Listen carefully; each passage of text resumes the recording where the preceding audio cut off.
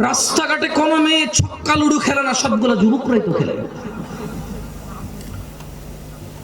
রাস্তাঘাটে যুবতীরা সিগারেট গাঁজা ইয়াবা সেবন করে বেড়ায় না, যুবকরাই করে। এখনো সিনেমা হলের টিকিট যুবক যুবতীকে ফুসলায় ফাসলায় 2টা টিকিট কেটে নিয়ে যায় সিনেমা দেখতে। এখনো জানার সমস্ত বিল যুবক ভরে। রাস্তাঘাটে মারামারি গালিগালাজ এগুলো যুবকরাই করে, পুরুষরাই করে। আবার আল্লাহ থেকেও আদিষ্ট হয়েছে প্রথমে নিজের চক্ষু অবনত করে লজ্জাস্থানের হেফাজত করতে। সেই যুবক কিনা বেপরদা মহিলার দিকে তাকিয়ে থেকে ফেসবুকে পোস্ট করে, মাইক হাতে বেয়ে কথা বলে, জায়গা জায়গায় সমালোচনা করে, সমাজটা নষ্ট হয়ে গেছে, নারীরাই নষ্টের মূল, বেপরদা চলে, সব ছেলে নষ্ট করে দিছে। অথচ ও ল্যাংটা হাঁটলেও পুরুষের জন্য আল্লাহর পক্ষ থেকে আদেশ, নিচে তাকাবে তারপরে হাঁটবে। ও নিচে তাকাবে না, নিজেরটা মানবে না, আরেকজন মানে নাই সেটার সমালোচনা করে বেড়ায় যুবক। এখানকার যুবকের ধারণা পর্দা মানে হচ্ছে মহিলা, পর্দা মানে মা, বোন, স্ত্রী, কন্যা, দাদি, নানি, ফুফি, খালা। পর্দা মানে মহিলা। যখন তারা পর্দাকে এভাবে খ্রিস্টানদের মতো, ইহুদি নাসারাদের মতো যখন পরিবর্তন করতে শুরু করলো পর্দার মিনিং, তখন আল্লাহর আযাব এদের উপরে চলে আসছে। এদের মহিলারা বলতেছে যে আরে পর্দা কি পোশাকে আছে নাকি, মনে হলো পর্দা। কারণ এরা পর্দার অপব্যাখ্যা করেছে,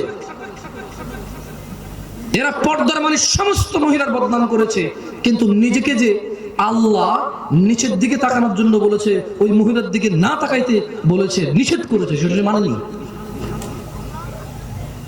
ঘরে সিলিন্ডার গ্যাস ব্লাস্ট হলে নতুন বউ মারা গেছে, পুকুরে পড়ে মারা গেলে নতুন বউ মারা গেছে, যে বউটা যৌতুক দেওয়ার কথা ছিল যৌতুক দিতে পারে নাই, মোহর দিয়ে বিয়ে করার কথা ছিল, পুরুষ যৌতুক নিচ্ছে। এরপরে বলতেছে সমাজে পুরুষ নির্যাতন হয়, আপনারা জানেন না। তো তুই কি পুরুষ রে বেটা? পুরুষ তো মহিলাকে টাকা দিয়ে বিয়ে করে, তুই তো টাকা নিচ্ছিস। পুরুষ তো মহিলাকে টাকা দিয়ে বিয়ে করে, পুরুষ উপার্জনের জিম্মেদার নিজেকে মনে করে। মা বোনকে কাজে লাগাই দেয় না, মেয়েকে কাজে লাগাই দেয় না।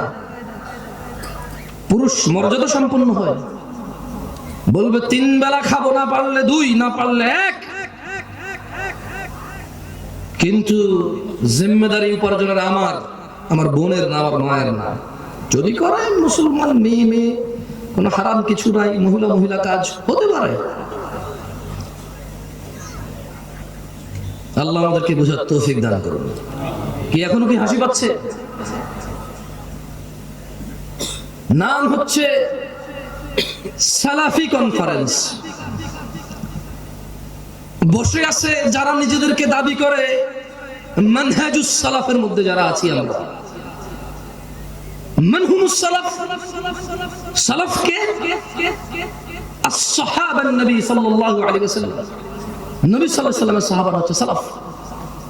আমরা বলছি আমরা ওদের অনুসরণকারী, আর বসে বসে কমেডি করে এখানে এসে।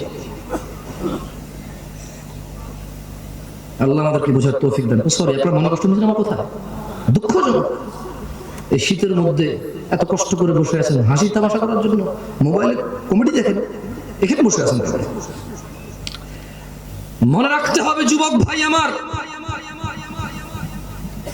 বর্তমানে আমাদের যুব সমাজের অসংখ্য সংকট, অসংখ্য সমস্যায় জর্জরিত আমাদের সমাজ।